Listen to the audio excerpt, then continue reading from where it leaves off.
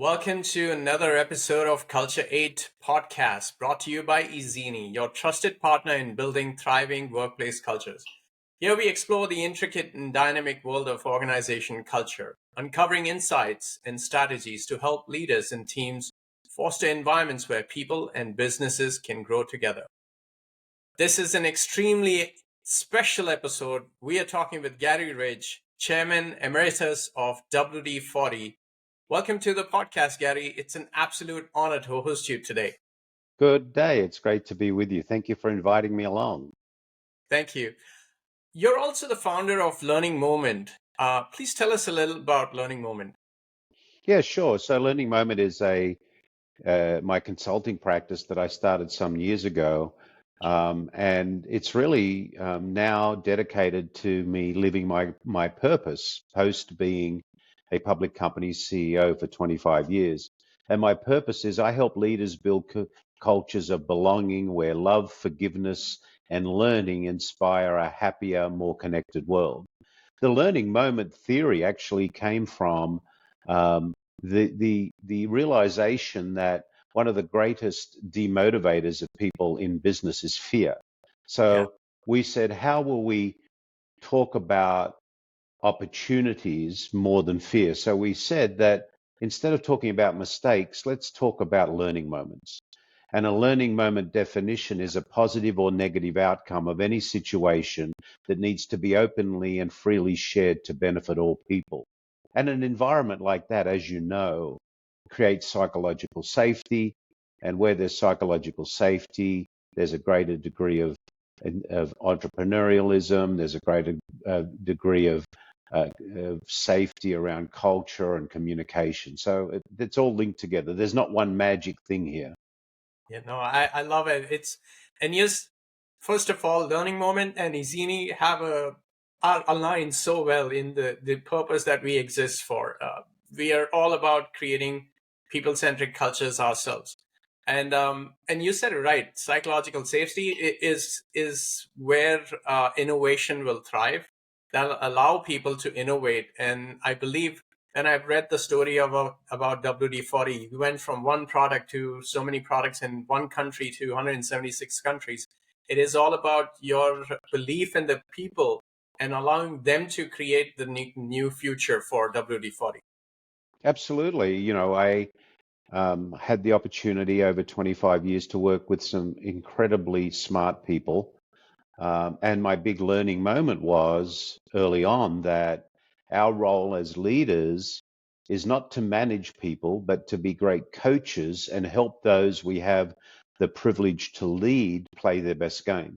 Yeah. And that's really why I wrote my new book, which is, as you know, called Any Dumbass Can Do It. Yeah. And the title's a bit provocative, but it's meant to be because it's saying if you know the ingredients and the environment that you need to create in an organization and you do it consistently, yes, any dumbass can build and help create a culture where people go to work every day, they make a contribution to something bigger than themselves, they learn something new, they're protected and set free by a compelling set of values, and they go home happy. And sending people home happy is really important because happy people build happy families build happy communities, and happy communities build a happy world. And we could do with a little happier world right now. Oh, we could, definitely. All music to my ears. Fantastic stuff. And earlier you had said something about the fear part. And I'm reading this book by Peter Senge. I'm sure you've read it, The Fifth Discipline, and he talks about the leading by, not by fear but by aspiration. Mm-hmm. Right. So great. I think we've already dove deep into organizational culture. I wanted to ask you a first question in terms of to allow our audience to get to know you better. What was your very first job? Well, it depends how far back you want to go. But, when I grew up in Australia as a young boy going to school, I delivered newspapers, I worked on milk trucks, I worked in a hardware store and a sporting goods store and a dry cleaners, I washed cars. So I had a lot of jobs during school. My first official job when I left school was I was a management trainee for a very large retailing organization in Australia. So I started my career in retail, and I went through their management development program. So my first real job was a management trainee in retail. That's very fortunate. Fantastic. All right. Um, so moving on to the organization culture, WD-40 became synonymous with the learning and teaching culture under your leadership. What strategies did you use to build an environment where mistakes were seen as opportunities for growth? Well, the first one, of course, was the implementation of the learning moment, which was our opportunity to take that freezing state that you get in when you get into the state of fear. So we wanted to create an environment where, and when you go back to WD-40's history, um, the product was developed in 1953, and the chemists had 39 learning moments before the 40th formula actually worked. So way back in the history and the DNA of the company was this theory around continual learning. Yeah. Um, we brought it to life, taking it from not just a learning in a laboratory, but a learning in the leadership laboratory, if you will. So the first thing was we did that, and then we had a number of things that were important. We had a people first mindset. We were going to be coaches, not managers. We were there to help those we have the privilege to lead do their best work. We had to have clear accountability and be brave enough to, redirect behavior. We wanted to have a clearly defined and authentic purpose, which we did. Our purpose was to create positive, lasting memories. A lot of people would think that the purpose of WD-40 was to stop a squeak. Well, that's what the product does. But Right. what it really delivers to the end users is a memory of satisfaction. I stopped the squeak, or it helped me, do a job. Most importantly, too, is we had a hierarchical set of values. And our values were there not to restrict anybody, but to Right. set them free, to allow them to make decisions. Um, and again, we needed to have what I called the 4 pillars of care. We cared about our people enough not only to reward and applaud them for doing great work, but we Right. were brave enough to redirect them when their behavior was not in line with our values. We Yes. had candor, no lying, no faking, no hiding. I believe most people don't lie in organizations, they fake and hide. The Right. reason they fake and hide is because of fear. And then, of course, there was accountability. Are we very clear about what we're going to hold each other accountable for and how we're going to hold each other responsible? So there's a whole recipe, if you will. I have a friend of mine. His name's Charlie Malouf. He's the CEO of Ashley Furniture Stores out in Charlotte and North Carolina, and he has a great statement. He says, "Building culture is not a microwavable event. It takes a crockpot Right. approach." Yeah. No, absolutely. And I love the pillars. I subscribe to all those philosophies and thought myself as well. And I'm working with a client, and one of the things that I work with the team, I started off with saying, you've got to hold yourself accountable. You've got to hold each other accountable. And of course, to the leaders, that you've got to grow your people and allow them to make those decisions. And that also gives him, in fact, he realized it after that once his team became self-managing, it gave him so much of an opportunity to really do what the business needed from him to grow the business.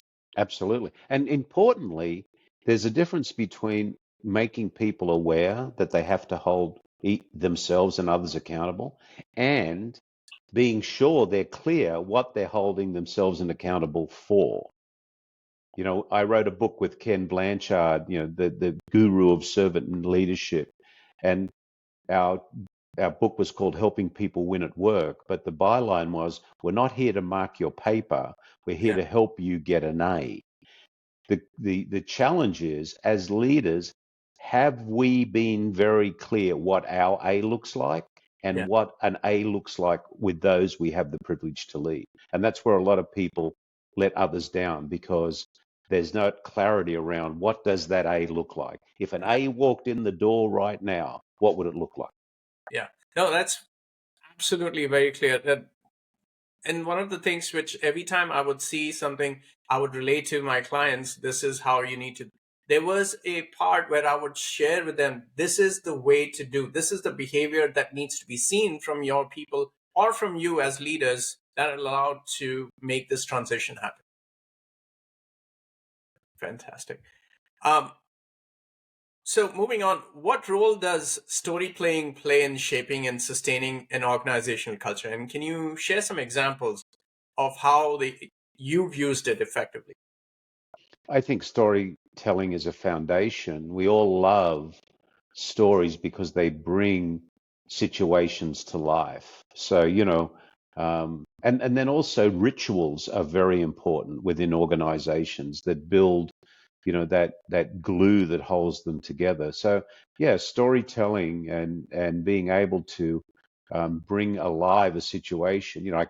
One of the stories I talk about in my book is that listen to the alarm bells.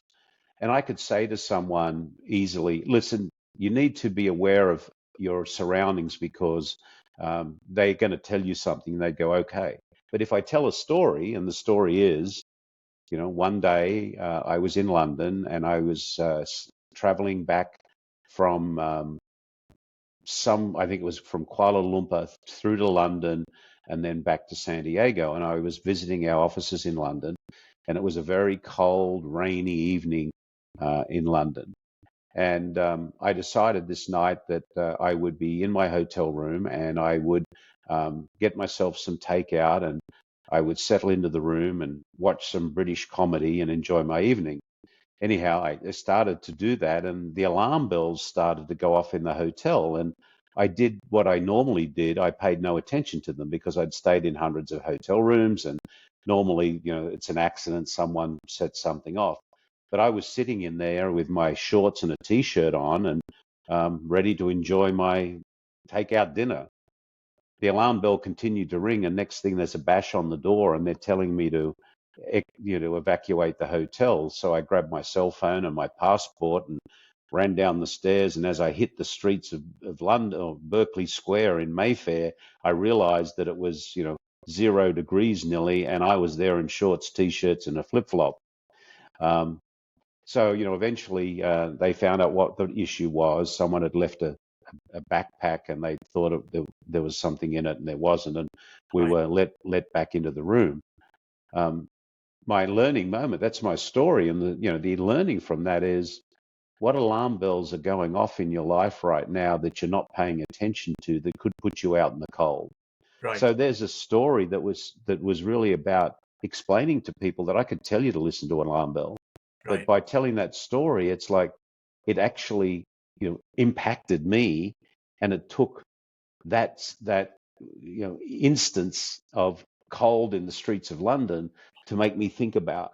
Now, from that, I then, on the plane on the way home, I got a piece of paper and I wrote alarm bells at the top, and I started to list what things might be going on around me that I'm not paying attention to.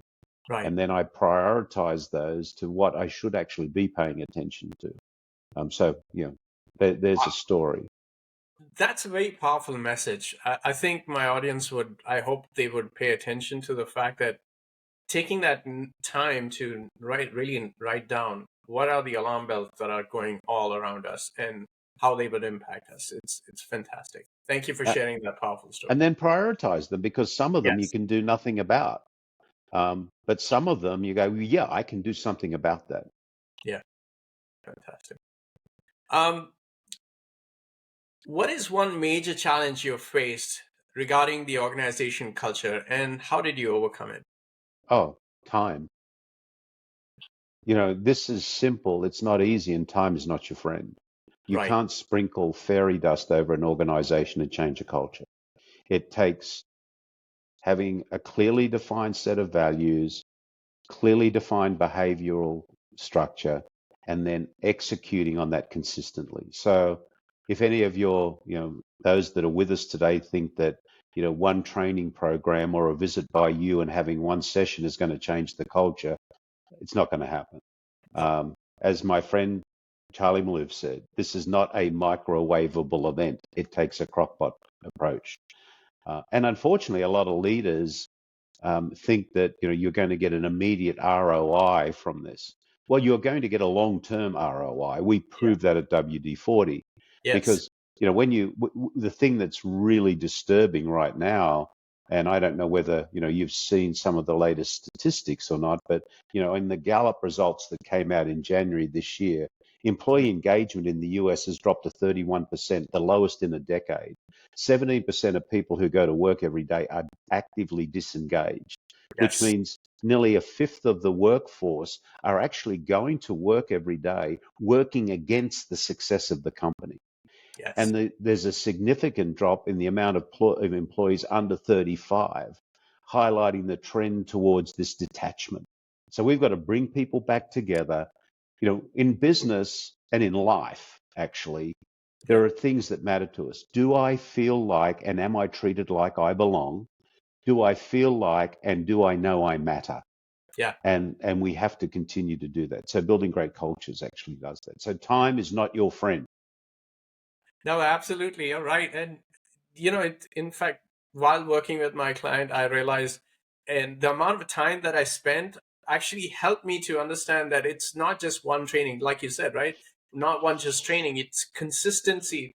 One more thing that you had mentioned, consistently sharing that message, sharing the idea about how they need to do it. And over time, it will actually bear fruit. It's not going to happen, and this is something which many leaders feel. One of them, if I remember correctly, asked me, "Hey, I'll hire you, but in 1 year, I need you to transform my organizational culture." And I'm going there thinking, oh, I don't know how to answer to that because the world is so complex and the organizational cultures are so complex. People are complex. How can you expect to put a timeline into it? You've got to put in an effort to really go achieve it. It's not something that's going to happen, like you said, not a microwavable event. And you're not going to change the culture. Yeah, The leader, has to change the culture. You're absolutely. going to give he or she Yeah, the ingredients to put in. See, change, and let me talk about ingredients for a minute. When sure. I was at high school in Australia, my science teacher gave me a petri dish, and they said, "What we're going to do is we're going to grow culture in this petri dish." So there are two things that are important. Are you putting the right ingredients into the petri dish? Right. And you, as the owner of the petri dish, are you taking care of it? So when you work with a client, first you have to have them agree they're going to put the right ingredients in that petri dish. Are they going to have a people first culture? Do they have a clearly defined purpose? Do they have their values? Are they going to have learning moments instead of mistakes or fear? Yeah, All these things. And the petri dish is theirs, not yours. And then as the leaders in the organization, are they going to consistently feed the ingredients that grow the great cultures? And are they going to be brave enough to attack the toxins? yeah, And this is where a lot of leaders fall down. They protect their own comfort zone at the expense of attacking the toxins, because attacking the toxins is not always easy. It's pretty hard. If someone gets the flu, you have to attack the virus. And yeah. that's not taking one Advil. You have to, it takes days to attack that virus. No, absolutely, and you're spot on. And this is one of the reasonings which I took the certification for conducting the leadership circle profile, because I wanted the leaders who will work with to understand that you've got to know who you are first, because you're the one who's bringing that culture to the organization. Your basic assumptions, your beliefs, your mental models is what is going to impact the organizational culture, and you have to figure those out before you start to transition your organization culture. Definitely. Awesome, fantastic, great conversation, Gary. I'm absolutely I'm enjoying this because it's all same thoughts and beliefs that I have personally about creating great organizational cultures. And in fact, I'll tell you a story. I was in Pune just recently meeting the client's team that I'm working with, and we were on our way to an offsite event, and I asked him, or rather I was sharing with him, that it is great that I'm able to help you to build your organization culture. And he said, Gaurav, you did not build our organization culture. You helped to define it, because we were just letting it by to chance. But after meeting you is when we realized we have to put attention to it, to be focused on intentionally build a great organization culture. Yeah, so true. It doesn't happen by accident. It doesn't. Thank you. Um, if you could instill one core belief about culture into every leader today, what would it be and why? It's not about you. It's not about you. It's about what you do for those you have the privilege to lead. Be under no misunderstanding. The only reason you go to work or do what you do as a leader every day is to help those you have the privilege to lead step into the best version of their personal self. So don't let your ego eat your empathy. Have your empathy eat your ego. Beautiful, beautiful. And it's so important, right? The the responsibility that the leader holds of leading an organization. It's not just the people who are in the team or in the company. Imagine it's the fact that it's their families who are associated with what's the fortune of the company gonna be. Absolutely. I mean, It's so huge. yeah. You go to work every day, you have the opportunity to make a positive or negative difference on the people and the families that you have the privilege to lead. Very simple. Well, this was great. Let's get down to some rapid fire questions. I know you've written a few books, which I'm guilty of not reading yet. I have tons of books that I have to read as it is, and definitely your books are on the list as well. My new But book. yes, anytime I can do it, definitely I'm going to be picking that up for sure. What book do you recommend the most? Um, Everything You Need to Learn, You Learned in Kindergarten by Robert Fulghum. If you read that and take the basic principles he talks about and apply them to business, I think that's the core of great cultures and leadership. You know, it's so simple. Everything you need to know, you learned in kindergarten. That's very powerful. Yes. Say please and thank you. Pick up after yourself. Don't be afraid to ask for help. I mean, a lot of people think that when they ask me that question, I'm going to say something like, good to great, or, one of these big titles. But that's been around for years and years and years, and it's really fundamentally what we should think about in business. That makes quite a lot of sense, because that's when kids go out of their safe spaces in the house and go out into the real world and really learn how their behaviors are impacting others and how others' behaviors are impacting them. Definitely. Fantastic. What's one thing people would be surprised to learn about you? I used to have hair. That is funny. All right, fantastic. And last but not least, how can our listeners connect with you? Sure. Follow me on LinkedIn. You'll find me, Garr, 2 Rs, Ridge. Search me, you'll find me. Or my webpage is www.thelearningmoment.net. And if you go on there and go to the page that talks about my book, you can take the Dumbass Mastery Quiz. So there's a quiz there. Take the quiz, and you'll get a result of what level of dumbassery you are master at. And you'll also get a free playbook on how you might be able to take some of what we talk about in the book and execute it in your business in a very simple way to build a better culture. So take the quiz and learn more about the power of dumbassery.